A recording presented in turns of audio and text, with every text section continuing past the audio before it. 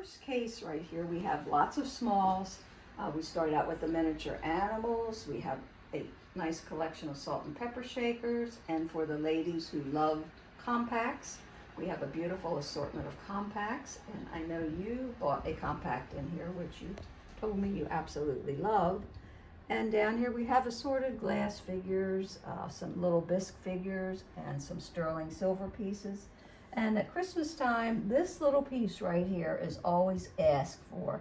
And a lot of people wouldn't know what it is, but it is a vintage candle snuffer.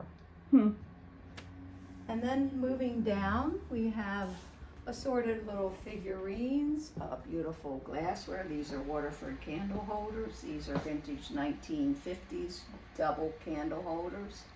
We have violets for the people that love violets, and of course you have to have Pez because there's always a child that wants a Pez or an adult that collects Pez.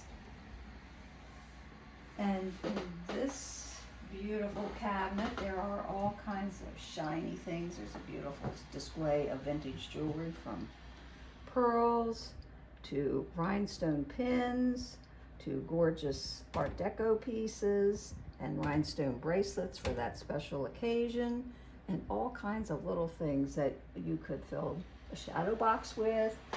You could put in your dollhouse, or maybe you just want to put them on your window in your kitchen and admire them every day. And here, of course, we have a beautiful display of vintage Christmas ornaments. A lot of them were made in the USA. Some were made in Czechoslovakia, some in Romania. And then moving on, of course, we have some vintage purses. This is a needlepoint purse that was made in France. It's quite lovely. This is also a vintage collar from the 1950s, which is gorgeous. And this is real fur, which would not be allowed today, so. And then, of course, we have some lovely birds for the bird watchers and people that like to collect them. And these ornaments I just love. They're handmade. I'm not exactly sure what they're made of, but I think they're charming. With the fox, the owl, and this one, the skunk. And then, of course, I always have to have glassware. People love vintage bar glassware.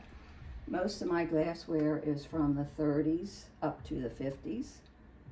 And then, of course, I have this piece, which is Italian glass, and a beautiful perfume bottle, and some little Occupied Japan figurines that everybody likes to collect, because Occupied Japan was when the United States occupied Japan during World War II for a very short period. And when the Japanese made things to export, everything had to say made in occupied Japan. So there's a huge demand for these type of items. And of course, I also have some lovely pictures. This is a charming little picture here, very Victorian. And lots of necklaces for ladies, young girls, anybody to peruse through. And then in the back, I have this beautiful glass window. And everybody loves this window. They come in and they ask me if they can take a picture, and of course I agree. The window itself sells the glassware because the backdrop is beautiful. Any day of the week, it's gorgeous. And colored glassware is just cheerful, and people love it. Sparkly things, of course, cases, pieces that you can pick up. I just have to surround myself with lovely things, and these were made in a time when everything was made by they were mostly American manufacturers, and the quality was there. The stones were beautiful, the findings gorgeous, and they just last forever. Some of these pieces are 60 to 70 years old, and they look like they could have been made yesterday.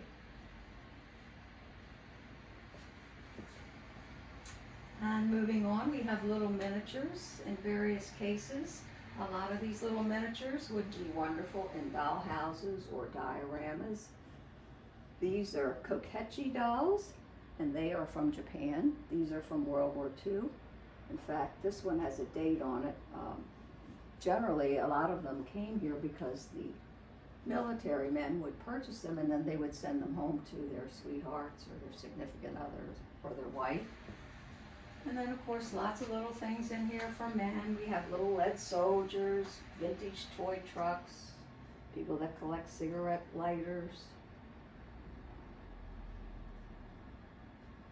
And of course there's famous George Washington.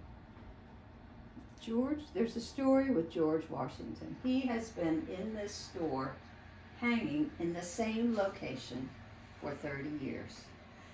Everybody comes in here and they say to me, not everybody, but many people, how much is George Washington?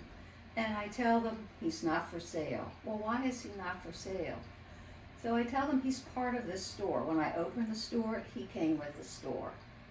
And I say he's watching over this store. He's done a great job, and I'd like to keep him here. But there's a long list of people who love this picture because it's an old engraving, and it was done by Gilbert Stuart. And anybody that knows Gilbert Stuart, he's the one that did George Washington for the dollar bill. So there are a lot of lawyers in town and artists and just people that love history. They've fallen in love with him. So after the first flood and then after the second flood, people came back and they wanted to see if George was still here. And I told him he's still here, he hasn't moved, and he didn't get any water on him, so he's going to stay here as long as I'm here.